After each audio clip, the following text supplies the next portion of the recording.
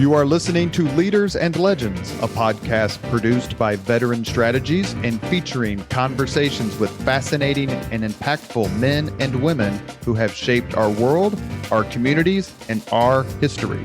My name is Robert Vane, Principal of Veteran Strategies, and your host for our discussion. You are listening to Leaders and Legends, a podcast presented by Veteran Strategies, a local veteran public relations enterprise, and sponsored by Girl Scouts of Central Indiana, Garmon Construction, Leaders and Legends LLC, the Grand Hall and Conference Center at Historic Union Station, the McGinley's Golden Ace Inn, and McAllister Machinery, your friendly neighborhood Caterpillar dealer. You may find all your sales and rental equipment needs at McAllister.com. Thank you for joining us on the Leaders and Legends podcast. Our guest today is George F. Will, certainly one of the most brilliant and influential conservative and libertarian thinkers of our lifetime. A Pulitzer Prize-winning columnist, Will earned his PhD from Princeton University in 1968. He has written several books, received multiple honorary degrees, and numerous other awards and recognitions. I would read them all, but then we would have no time for questions.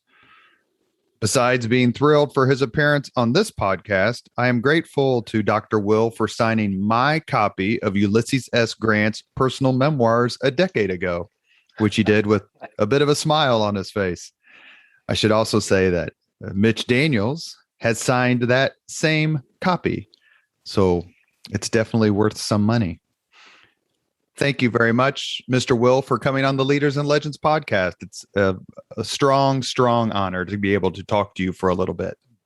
I'm delighted to be with you. When I mentioned to people that I was going to have the honor of interviewing you, the universal response was, "Oh, that's terrific." Quickly followed by, "You going to ask him about baseball?" Yeah, I get that a lot. I've published 16 books, one of which, Men at Work, The Craft of Baseball from 1990, has sold more than the other 15 combined, which I take as a sign of national health. People are much more interested in baseball than politics. Well, let's start there. When did baseball first capture your attention, and how has it held it during these past several decades? Well, I grew up not far from you over in Champaign-Urbana, Illinois, central Illinois. In the late 40s and early 1950s, I was born in 1941. By age 7 in 1948, I was a baseball fan. And baseball was in the air, literally. There were 2 teams in Chicago, 2 in St. Louis, which was the westernmost outpost of baseball. They had the Browns and the Cardinals. So baseball was a radio sport then. And it was sort of my connection with metropolitan America. So I can't, in short, I can't remember life without it. And you grew up at a time where there were several significant rivalries that captured the attention of everyone in America. Did you have a particular rivalry that you followed, being, I believe, a Cubs fan? Right. Champaign-Urbana is basically midway between Chicago and St. Louis. And all my friends became Cardinal fans and grew up cheerful and liberal. And I became a gloomy conservative because I was a Cub fan, and we did not win a lot. Did you become more libertarian about the time the Cubs won the World Series? I became a libertarian long before that. I became a libertarian by watching Washington at work. I've been here 52 years now. And it's an education in the proper scope and actual competence of government. Is there a primary or first baseball memory? I grew up a fan of the Big Red Machine, so I can remember the 75 World Series against the Red Sox. But is there a particular memory that you hearken back to as a youth? Oh, I think my first Major League Baseball game, my grandfather on my father's side was a Lutheran minister in Donora, Pennsylvania, down near Pittsburgh. And we'd go to visit him in the summer. And in 1950, I remember it well, age 9, we went to Ford's Field in Pittsburgh to see the Pirates, who beat the Cardinals 9-0, and Wally Westlake hit a grand slam home run. And they were playing on the loudspeaker the hit song of the day, which was Irene Goodnight, I think sung by Pete Seeger. Yes, I remember. Just for decades until his death in 1999, Joe DiMaggio was introduced as baseball's greatest living player based on a vote that was taken, a poll in 1969. Do you agree with this honor? And if not, who would you have placed ahead of him? Well, I would have placed a number of people ahead of him, even Stan Musial, and maybe even Ted Williams. Today, it would be Willie Mays, particularly now that Henry Aaron has died. Some would say Willie Mays. I would almost say Ricky Henderson, who holds so many records, could beat you in so many ways. Ted Williams seemed to have been both a hero on the field and what John Wayne would have actually been like. He was a sports hero. He was a war hero. Did you ever get a chance to meet him? And do you agree with the oft given praise that he's the greatest hitter who ever lived? He's certainly up there with Tony Gwynn, Rod Carew, Rogers Hornsby, other pure hitters. Yeah, I met Ted Williams. I'll tell you a story. I don't think this is in my book, but it should be. A group of us used to meet upstairs at 21 restaurant in Manhattan, and we'd invite for dinner, and we'd invite in a Hall of Famer, Robin Roberts, and some others came. And we invited in Ted Williams once. Now, he was in a wheelchair then, but he was still sharp as a tack. And 4 years earlier, I had reviewed some books about Ted Williams for the New York Times Sunday Book Review, in which I had said, if the game was tied and the winning run was on second base, first base was open, and Ted Williams was at the plate, and 3-2 count, and the pitch was an inch off the plate, he wouldn't swing at it. He'd walk to first base rather than expand his strike zone. And I said, some people say that's not the way you ought to play baseball. So 4 years later, I'm over in the corner of this room, and Williams comes in. He looks over and he spots me, and he says, George Will, you are a terrific columnist, but you don't know expletive deleted about baseball. and he chewed on my leg for about 3 hours. It was probably the highlight of my life. What did you write, or what did you say or not say that caught his attention? Well, just that some people said that maybe he should have swung at a pitch and not walked to first base, should have driven in the run. Am I correct in remembering that Ted Williams won baseball's Triple Crown twice and lost the MVP vote both times? Correct. He was not, shall we say, politic in dealing with the press, and the press vote on these things. And I don't think he gave a damn, frankly. In the year he batted .406, he lost the MVP to Joe DiMaggio because of the hitting streak. Right, exactly right. Is it a surprise to you? It's not a surprise to us here in Indiana, but is it a surprise to you that Ted Williams and Bobby Knight were such close friends?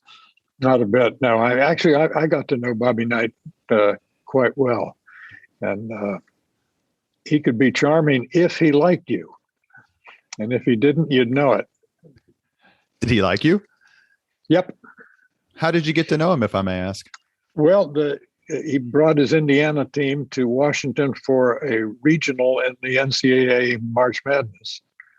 And he just out of the blue, he got in touch with me and said, I like what you write, come to dinner. So I had dinner with his team. And speaking of a massive baseball fan, Bobby Knight is up there. Absolutely.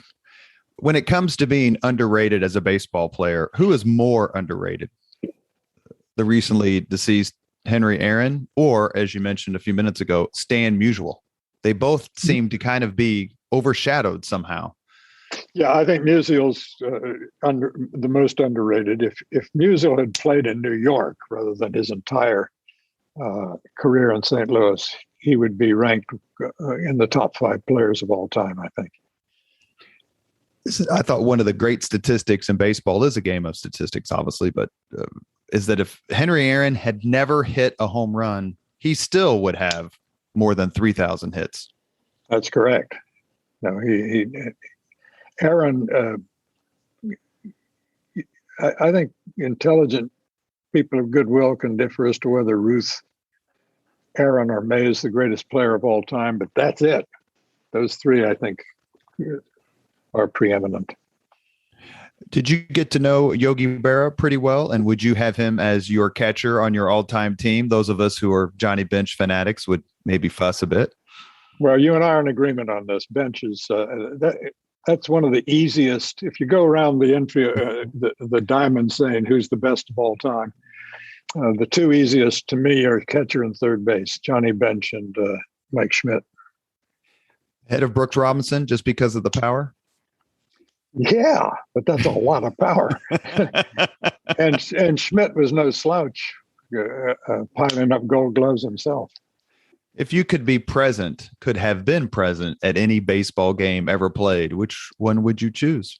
Easy choice. Game 7, 1960 World Series, when the Pirates, on a walk-off home run by Bill Mazeroski, beat the Yankees 10-9.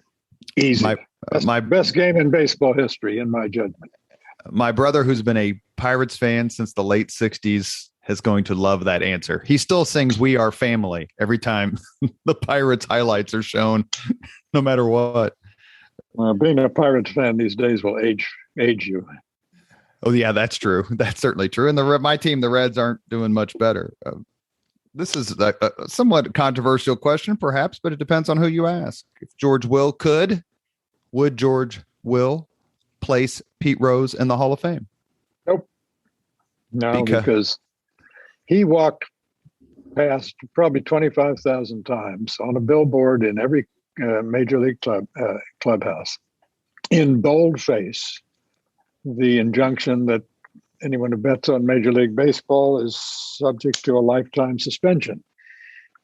He ignored it, and then he lied about it, and either baseball meant what it said or he didn't. It seems to me either baseball thinks it's important or it doesn't. And in that sense, I think he should not be in the Hall of Fame. It's partly because we have to decide what the Hall of Fame is. Is it simply a museum that gives a record of baseball, in which case he belongs? But if it is a shrine, and we talk about being enshrined in Cooperstown, and if the Hall of Fame means what it says in the instructions it sends to the voters, which stresses sportsmanship and integrity of the game and all that, then the answer is no. One of the most eloquent answers given to that same question I was watching, and it was Johnny Bench. And his argument was against Rose being in the Hall of Fame. And he said, well, then if you believe Rose should be in the Hall of Fame, then go home and tell your kids that there are no rules. Good point. Good point. Take me out to the ball game is your cell phone ring. That's my ringtone. Yes. If your entire book collection, which I'm assuming is voluminous, no pun intended, was dependent on one pitcher winning one game, whom would you place on the mound? One pitcher, one game. Oh, golly. I'm going to surprise you a little bit. Probably Tom Seaver. He's thoughtful. He's astonishingly talented. Won gobs of games. Probably Seaver. 3 Cy Youngs, as I recall. Yeah. What did you think when you watched Nolan Ryan beat the living hell out of Robin Ventura? It was 15 years or 20 years his junior. Yeah, well, it was a Texan. He's a cowboy out on the mound. Robin should have known better. Baseball sometimes is criticized and says it needs fixed. Do you subscribe to that view? And if so, how would you fix it? Clearly, it's lost some ground to football as the people say baseball is still the national pastime, but football is the national passion. Baseball does need to be fixed. The declining attendance says so. The fact that the ball is put in play less and less. Games get longer with less action. The great athleticism of the modern baseball players not on display because the ball is not put in play. the great defensive skills of Lindor and Arenado and Chapman and the rest are going to waste? Yes. I mean, in the most watched game of 2020, the last game of the Dodgers Tampa Bay World Series, the ball was put in play every 6.5 minutes on average. In the last 25 minutes of the game, it was put in play exactly twice. It's boring. And if they don't fix it, the baseball is going to become a marginalized niche sport. Do you have a favorite era of baseball? This well, decade? Everyone's favorite era is when they were 14. But I'm not really that way. I know that I was 14 in 1955. Baseball today, in terms of the talent, is better than it's ever been. Now we just need to change the incentives and change some of the rules and make it better yet. The salaries are exponentially greater than they were when you and I were 14 in different eras. Does that bother you at all, or is it just capitalism at work? It's capitalism at work. I mean, if the owners weren't generating the revenues, players wouldn't be getting the money. And no one ever paid a dime to see an owner or a number. You're listening to the Leaders and Legends podcast. We are talking with columnist George F. Will. Switching gears a little bit. You were at Princeton, I believe, at the same time as another guest of the Leaders and Legends podcast, and that's former Governor Mitch Daniels. Please tell us a little bit about your friendship with him and how you came to write the foreword to his book, Keeping the Republic.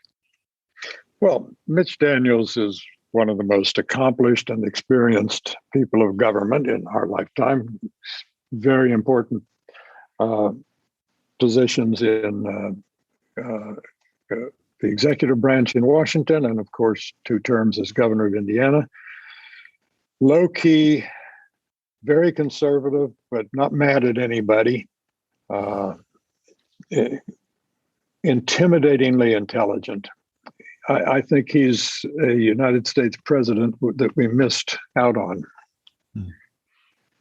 I had to do an interview the day after his decision on a local TV station wearing my man Mitch green T-shirt. Yeah. And lamented the fact, as we all did here in Indiana, because of his terrific record. But did you meet him at Princeton, or I know there's a Reagan White House connection too? I was at Princeton well before Mitch was, and I mean, I'm 80 years old and he's a child. But I met him in Washington, and then I had dealings with him as governor of Indiana. He's been to dinner in my house. We talk. We now both write columns. He writes columns occasionally as a contributing columnist to the Washington Post. So we're in the same business at last. You mentioned he's a president we missed out on, although Purdue gladly calls him so. Are there some other folks who you wish who had either been president perhaps, or maybe more realistically made a legitimate consequential run? Scoop Jackson, a Democrat from the state of Washington, was during the Cold War kept the Democrats focused on strong stands against the Soviet Union at a time when the McGovernization of the party was weakening their resolve. Scoop would have been great president. One of my best friends was another Democrat, Senator Pat Moynihan of New York, finest social scientist ever to serve in the legislative branch. I think he'd have been terrific.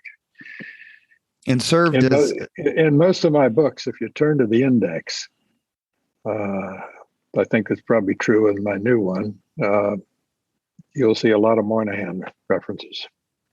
And little known fact, he served in the Nixon administration. Yes, he did, and served Gerald Ford.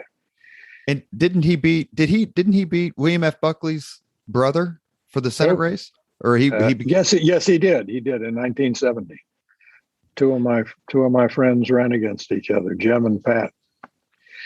In the second podcast interview we did with Mitch Daniels, I asked him, quote, if George Will would be the first person he'd choose for his debate team. His response was, quote, yes, and you wouldn't need anyone else. That's very nice of Mitch. Thanks. If you were putting together a debate team of 4 or 5 conservatives or libertarians, whom would you choose? And I preface that remark by saying I watched some of and I'll ask you about it here in just a second. I watched some of the Panama Canal treaties debate last night to prepare for this podcast. It's on YouTube. It's spectacular. Whom would you choose? Among living folks? It doesn't have to be. Yeah. Well, Pat Moynihan, who showed when he was in the UN Security Council his tremendous skills, rhetorical skills. Ted Cruz, although Ted and I differ on a lot of things, but Ted Cruz, an accomplished advocate. He's argued before the Supreme Court. He's clerked for the Supreme Court justice. Those would be 2 to start with. Probably also Senator Ben Sasse of Nebraska is a Yale history PhD and very fluent. Am I remembering correctly that Lawrence Tribe, the significantly liberal law professor of Harvard, said that Ted Cruz was the brightest student he ever had? Well, that wouldn't surprise me. Is there anyone who you wouldn't want to see on the other side of the debate team? Someone who's Ted Cruz. Were you a fan of people like John Kenneth Galbraith and Michael Kinsley and some other sort of intellectuals who came out in the 70s and after? Sure. Michael, yes. Galbraith, no. Galbraith was a big star in the 1950s. His book, The Affluent Society, was very important in my intellectual formation. I read it when I was either a freshman in college or a senior in high school. And I said, whatever else is true, this isn't. And it was my recoil against the silliness of the affluent society that helped propel me toward conservatism. What did he get? Go ahead, sir. Well, he wrote that in 1958, I believe it was. It was published. And that was the decade in which America went. The decade began with Americans essentially having no television sets. Most of the television sets then were in bars. To the end of the decade, we'd become a television nation. And with this powerful marketing tool in everyone's living room, there was a great anxiety about the power of advertising to manipulate the American people.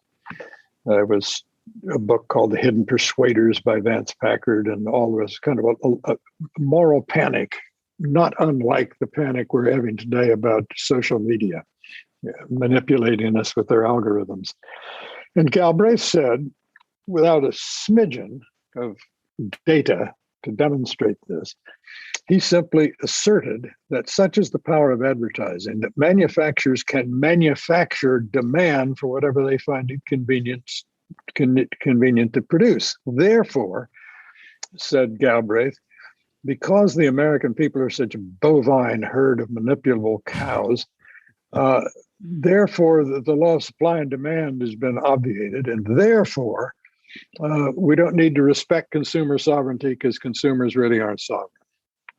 That was, and he had the misfortune of publishing this hymn of praise to the power of marketing just at the moment when the Ford Motor Company was putting all of its marketing might behind a new product called the Ford Edsel, which of course went nowhere because it turns out you couldn't manufacture demand for any old thing. In 1978, you participated in a firing line debate, the show made famous by William F. Buckley, about the proposed Panama Canal treaties. I watched it several years ago and then watched it again last night preparing for this podcast. It's somewhat surreal, if only because Senator Sam Ervin from the Watergate Committee is praising Pat Buchanan for his intellect and way with words just a few years after Pat Buchanan appeared before his Watergate Select Committee. Your memories of that debate, and specifically what interests me most is your relationship with William F. Buckley and what he meant to people like us who have a certain set of philosophies. Well, in that debate, it was Reagan against Buckley, assisted by two people. I and James Burnham, a national founding editor of National Review, assisted Bill, and Pat Buchanan and John McCain's father, an admiral, who was also the son of an admiral, supported Reagan. Bill, I went to work in Washington. I left the University of Toronto where I was teaching to go to Washington, intending to only stay a few years and then go back to teaching. At the end of 3 years, I decided I wanted to stay in Washington. So I called Bill, for whom I'd written a few things, and said, you need what you've never had, which is a Washington editor of National Review. Bill essentially said, you're right, I do, and you're it. Bill liked to collect young people who he thought had some promise.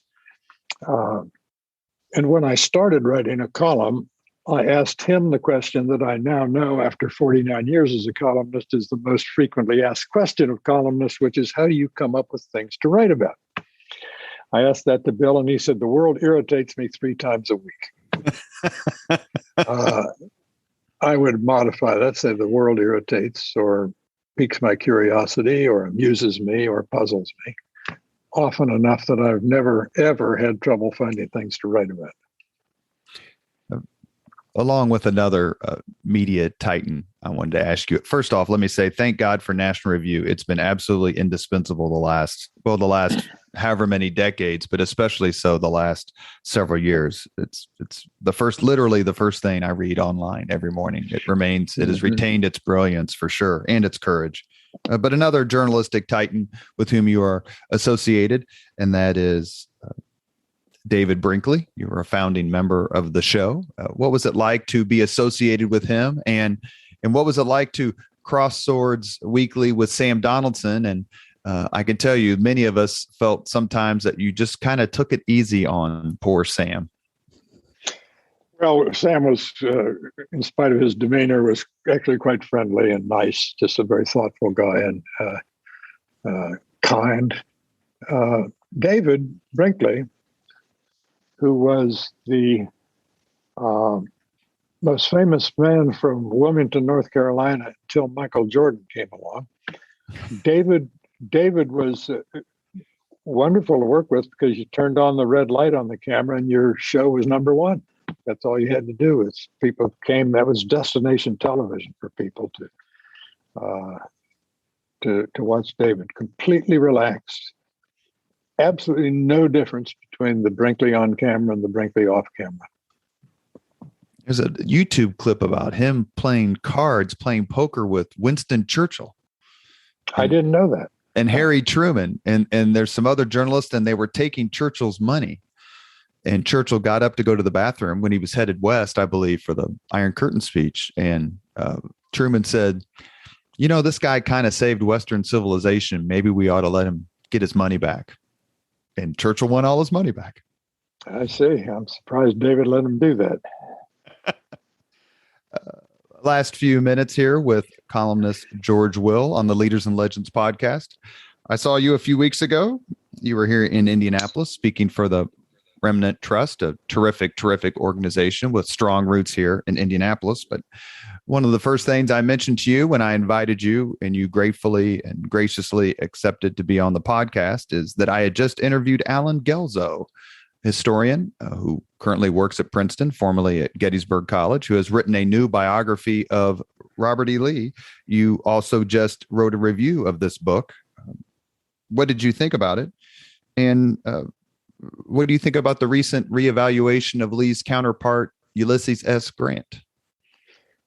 It's an excellent biography. I recommend it to everyone. Although, B, one of the things that struck me about it was what a bore Robert E. Lee was. He lived through some of the great arguments of American history about freedom, slavery, justice, honor, the nature of the Union, the Constitution. And so far as I can tell, Lee never said an interesting thing, never had a thought that was memorable. Again, I'm from Central Illinois, Lincoln Country, and I have not a smidgen of sympathy for those who tried to destroy the country, which the Confederacy tried to do. I think that the rehabilitation of the reputation of Ulysses Grant, probably the best writer among American presidents. Certainly his war memoirs are the greatest book I think ever produced by an American president. Ulysses Grant, it's interesting, his reputation was revived by a non-academic historian, Ron Chernow. Mm-hmm. And this is indicative of the fact that while Americans have a ravenous appetite for serious history about great American figures, that appetite is most often satisfied not by academic historians who have lost the thread of how to address a large audience, but by non-academics. Grant always seemed to have suffered in comparison to Lee as a general. I used to give speeches to Civil War roundtables around the Midwest about the relationship between Grant and Lincoln and how that was the cement that bound the war effort together that eventually prevailed. But Lincoln often spoke of several objectives: freeing the Unionists of East Tennessee, freeing the Mississippi River for navigation, the capture of Lee's army, or the defeat of Lee's army, and the capture of Richmond. And Grant was the man who gave him all four. What explains the veneration of Lee somewhat at the expense of Grant? Is it just the lost cause theory and that movement cult, or something else? The lost cause is a big part of it. Second, the fact Lee had this goody two-shoes demeanor. I mean, he went through West Point without a single demerit, which is remarkable. He was stolid. He wasn't part of the confessional culture of the modern world. He kept his feelings to himself. And I do think the Gone with the Wind type of sentimentality about the South that we went through in the 1930s when that movie was made, and when Douglas Southall Freeman published his worshipful 4-volume biography of Lee, that all contributed to it. It's not something I think, looking back on it, that Americans should feel proud of. Hagiography hardly describes Freeman's view of Lee, especially. Yeah. Who else do you think is overdue for a reexamination, for good or for ill? Oh gosh, I don't know. I mean, I've just read the new biography of Calhoun, who strikes me as extremely bright and extremely unpleasant, a very bad influence, but a man of great talent. My pin-up among the founders really is James Madison as a political philosopher and thinker and practitioner. But he was 5'4", he was soft-spoken, he was a shrinking violet, and doesn't lend himself to biography, I'm afraid. And his performance as commander-in-chief is lacking. Left much to be desired. At the same event in which you signed my copy of Grant's memoirs, I sent up a history question for your consideration. The MC read it to you and you chuckled and said, "I need some time." So it's been 10 years, although I'm sure you haven't been pondering it. But what is your Mount Rushmore of the greatest Americans who were never president? John Marshall is, I think, the third most important American ever, behind Lincoln and Washington. John Marshall, arguably another Marshall, George Marshall, who was so important to winning the Second World War and launching our architecture of containment in the Cold War. Two others, I think you could, make a strong case for Henry Clay, who tried unavailingly, but bought a lot of time to prevent the sectional divisions in the country from becoming civil war. The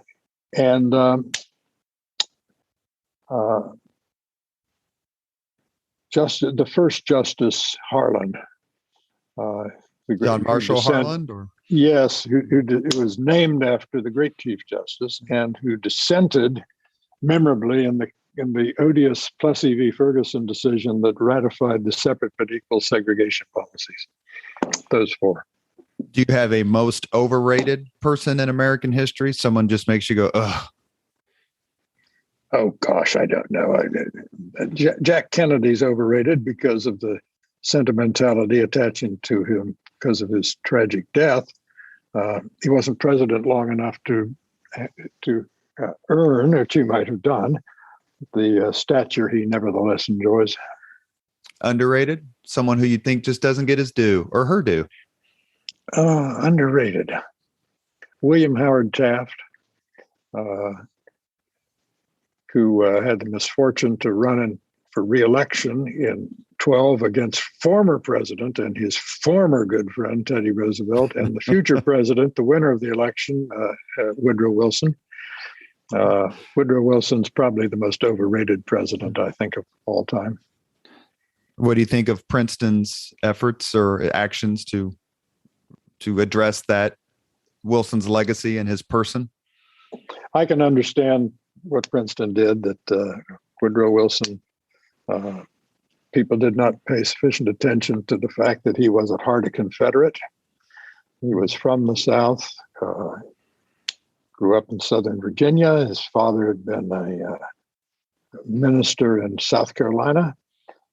He was a Confederate sympathizer. He showed the first movie ever shown in the White House, which was the odious Birth of a Nation, celebrating the Ku Klux Klan and Nathan Bedford Forrest, who was a war criminal. So I think taking Woodrow Wilson down a peg or two is just fine. When you hear today, you hear all the time, politics is worse than ever. We're more divided than ever. People need to come together. This is the worst time in our history. Your response is?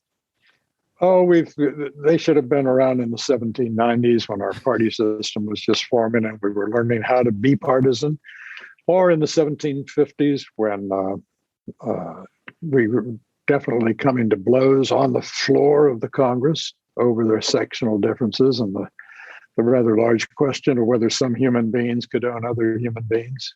So we've been here before. We've come to the point in the Leaders and Legends podcast where we ask the same 5 questions of all of our guests. For George F. Will, number 1, what was your first job?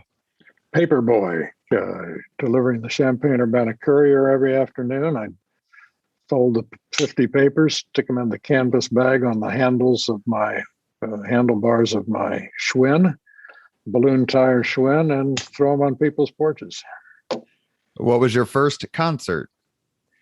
I've been to many. I guess I've been to Michael Jackson and Alan Jackson and Rolling Stones, but I think the first might have been Bruce Springsteen, because Springsteen's drummer in the East Beat band became a kind of friend. He's actually moving to Washington now, and he invited me to go and meet the boss, which I did.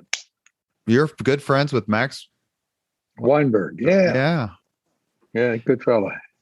You have an eclectic friend list, Mr. Will. Yes, I do.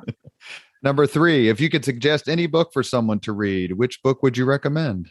I wouldn't recommend a book. I'd recommend an essay called I, Pencil by John Reed, R-E-A-D, that makes the point that no one can make a pencil. No one can make a pencil, that there are millions of people involved in the making of a simple yellow lead pencil. And if you want to know why that's so, read the essay. And if you read the essay, you will understand the importance of globalization, of free trade around the world. Number 4, if you could witness any event in history, be there as it happens, which event would you choose? Lincoln's second inaugural, because it's one of the great oratorical masterpieces of human experience. And second, I would have warned him about the man who's in the photograph standing below him named John Wilkes Booth. I said, watch out for this fellow.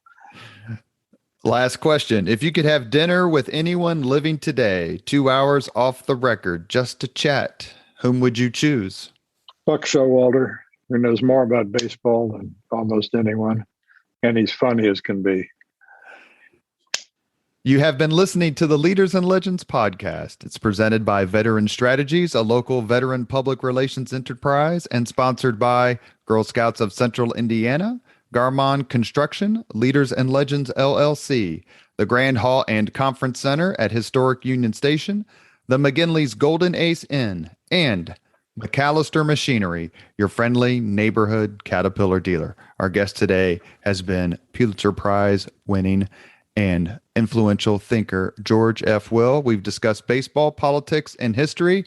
I'm very, very grateful for your time. Glad to have been with you. Thank you very much for listening to Leaders and Legends, brought to you by Veteran Strategies Incorporated. If you want to contact us about this program or our menu of public relations services, please send us an email at robert@veteranstrategies.com. That's robert@veteranstrategies.com.